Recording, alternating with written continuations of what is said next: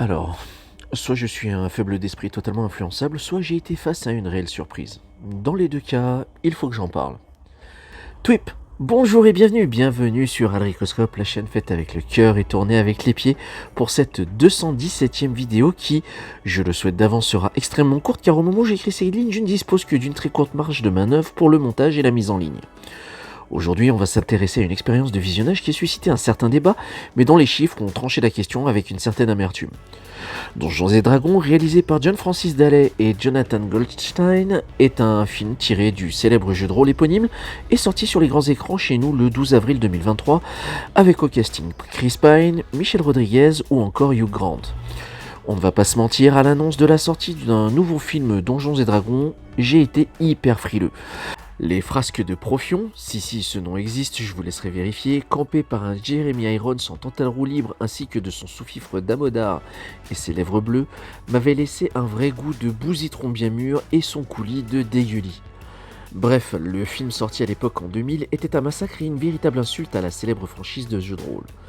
On va mettre les choses au clair tout de suite. Je ne suis pas rôliste du tout, et la seule partie de jeu de rôle à laquelle j'avais été convié à l'époque m'avait été instruite par un grand initié du milieu, qui avait concocté pour tout nouveau joueur néophyte un scénario basé sur le mythe du Gévaudan, revisité façon Heroic Fantasy. Et autant vous dire que le grand amoureux des loups-garous que je suis se rappelle encore près de 20 ans après des divers moments absolument fabuleux de cette partie mémorable. À travers cette expérience, je comprends les intérêts portés à cette mécanique de jeu où imagination, hasard et mathématiques sont les éléments d'une riche et puissante combinaison. Dévin, échec critique, chaotique neutre sont des mots empruntés au jargon de ce jeu dont je conserve encore à l'heure actuelle leur signification.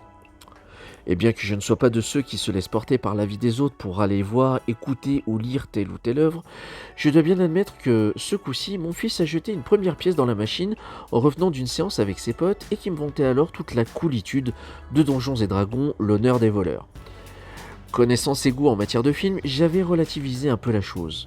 Et puis, ce sont d'autres voix, que ce soit celle de Karim Debache, dont je venais de retrouver la trace sur Twitch, ou bien celle de Steve, le créateur de la chaîne YouTube Revue, qui retrace des films cultes ou moins cultes, voire carrément nanar, une chaîne dont je vous recommande donc chaudement le visionnage, et qui, sans être tous les deux dithyrambiques ou ultra excités sur le sujet, laissait à penser qu'à l'heure où Hollywood se bafferait goulûment de toutes les licences possibles et imaginables pour ne pas crever d'inanition, il était encore possible, en 2023, de pouvoir se retrouver face à un film gros budget, un film de divertissement et qui n'a rien de plus ou de moins à raconter et d'être ce qu'il est. Un bon film.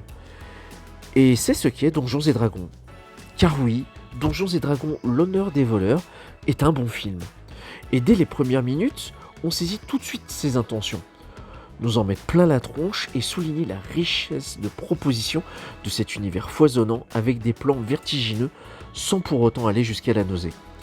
Alors ok, je suis certainement passé à côté d'une masse de caméos, de clins d'œil et autres easter eggs, mais le cinéphile que je suis a su apprécier certains effets de mise en scène hommage, volontaires ou non, et reconnu quelques éléments tirés du jeu de rôle dont cette histoire inédite est tirée.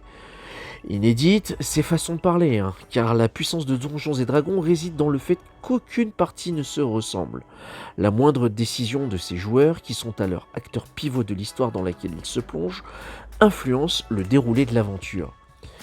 Ici, pour vous la faire courte et sans vouloir nécessairement chercher à vous spoiler, car ce n'est pas le but de la maison, vous le savez si vous êtes habitué de la chaîne, ce film raconte l'histoire d'un père de famille, un barde, avec une certaine gouaille, qui part à l'aventure pour retrouver sa défunte bien-aimée et dont le parcours semé d'embûches le forcera à redoubler d'ingéniosité et surtout à s'appuyer sur l'aide d'alliés aussi proches qu'improbables selon les circonstances. Cette histoire, elle reprend donc exactement tout ce qui fait selon moi le sel de la franchise Donjons et Dragons. Des personnages de base installés au début de l'histoire et qui vont devoir improviser et évoluer à mesure que les choses se déroulent, qu'elles soient prévues ou non. Et cela fonctionne totalement à mon sens, en dépit du fait que, tout comme dans les films qui sont des adaptations de jeux vidéo, le joueur n'est plus acteur mais simple spectateur. D'actif devient passif.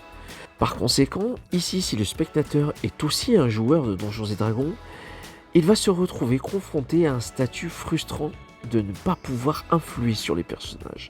Mais pour ma part, n'étant pas rôliste, je le rappelle, cette sensation s'en est donc retrouvée fortement diminuée.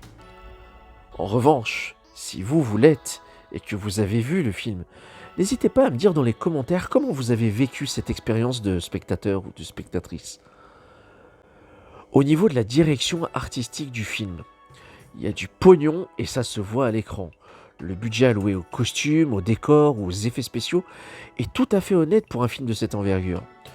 Nous ne sommes pas en face d'un film ronflant qui se prétend être une œuvre ultra culte et ultra premier degré d'office, alors qu'il n'est en réalité qu'un nanar de seconde zone, loin s'en faut.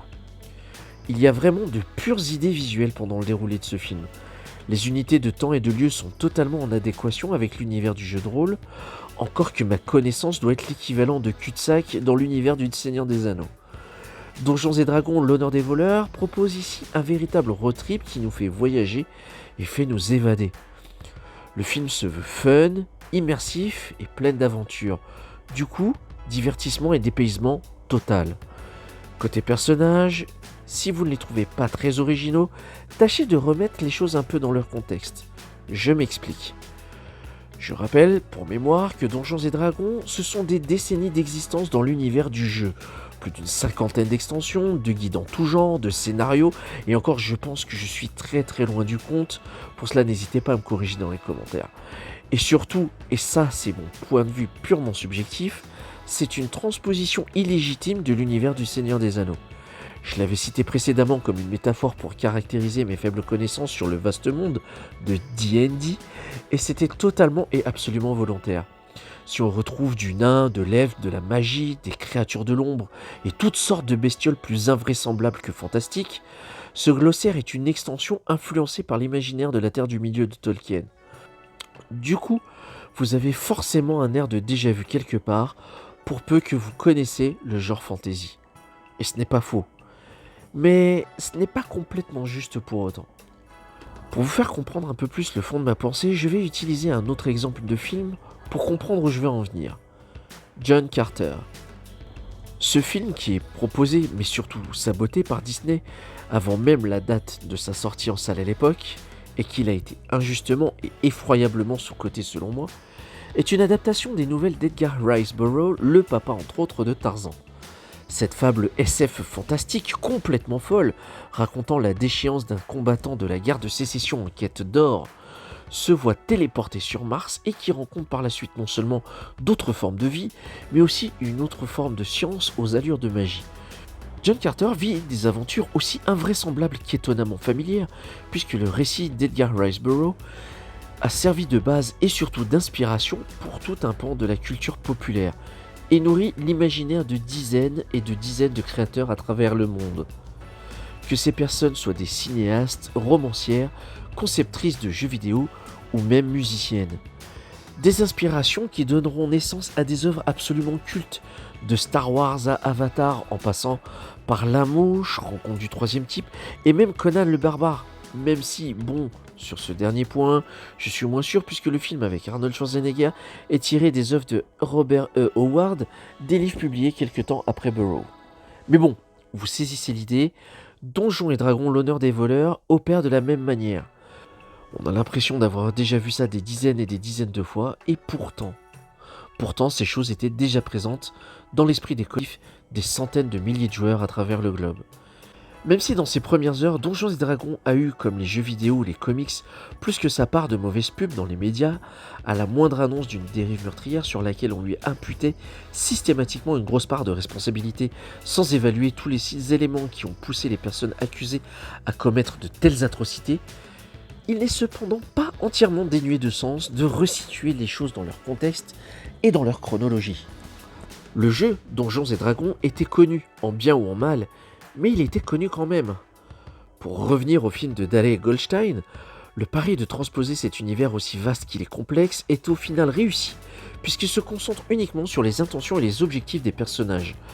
Le réalisateur glisse quelques éléments et quelques références de ci de là, juste ce qu'il faut, dans le but de satisfaire les amoureux du jeu et de contenter aussi les non-initiés pour leur présenter un monde dans lequel on pourrait presque croire. Même si certaines notions sont plus arbitraires que d'autres et qui pourraient par moments rebuter les plus cartésiennes d'entre vous, l'invitation à l'évasion n'en demeure pas moins séduisante et elle marche. La direction des comédiens, quant à elle, reste sommaire, mais elle fait totalement le job. On reste malheureusement, effectivement, dans les travers quelque peu classiques, inhérents à ce genre de film, avec le beau gosse qui fait de l'humour pas sans rire, la bougon qui bourrine mais qui a finalement un grand cœur, et ainsi de suite. Le choix du casting est plutôt cool, puisque Chris Pine, même si je ne retiens de lui essentiellement que ses prestations dans les Star Wars de J.J. Abrams, je dois admettre que, même s'il fait un peu la même chose ici, la pilule passe sans trop de problèmes au final. Je le sais, j'assume. Avec l'âge, je crois, sans être tout à fait certain, que je deviens vraiment un très bon public. Michel Rodriguez ne m'avait pas spécialement manqué ni laissé de traces impérissables sur la franchise Vroom Vroom et Tuning. Pardon, The Fast and the Furious. Et je désespère qu'un jour, un réalisateur ou une réalisatrice lui laisse enfin l'opportunité de livrer autre chose qu'un énième rôle monolithique. L'une des quelques surprises de ce film a résidé sur un autre comédien auquel je n'aurais initialement pas forcément pensé et qui est l'antagoniste de cette histoire. Mais force est de constater que l'alchimie avec le reste du casting fonctionne suffisamment pour qu'on se laisse porter par le récit. En termes de mise en scène, des parties pris et des effets qui m'ont agréablement surpris également, mais qui sont vite retombés dans un rythme plus lisse et convenu. C'est dommage que j'aurais aimé en voir davantage. Surtout lorsqu'avec le potentiel de Donjons et Dragons, on peut se laisser à penser qu'une suite permettrait de voir ce davantage. Mais le plus triste, c'est qu'un second opus risque de ne pas voir le jour. Car à l'heure où je fais cette vidéo, le film a été jugé officiellement comme un flop. Et c'est vraiment dommage. Encore un autre parallèle à faire avec John Carter pour le coup.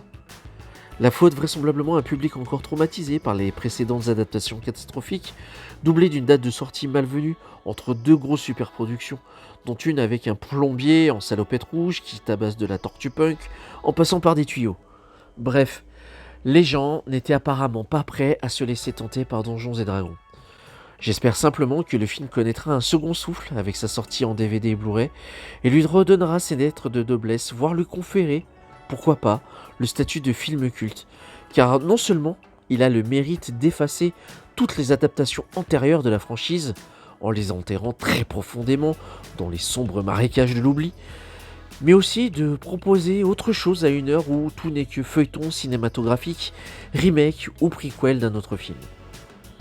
Donjons et Dragons, l'honneur des voleurs est, vous l'aurez compris, un film qui m'a agréablement surpris par son fond et par sa forme, et croyez-moi, si ce n'était pas gagné, il a pour lui de renouer avec le cinéma de genre et de divertissement dans son sens premier.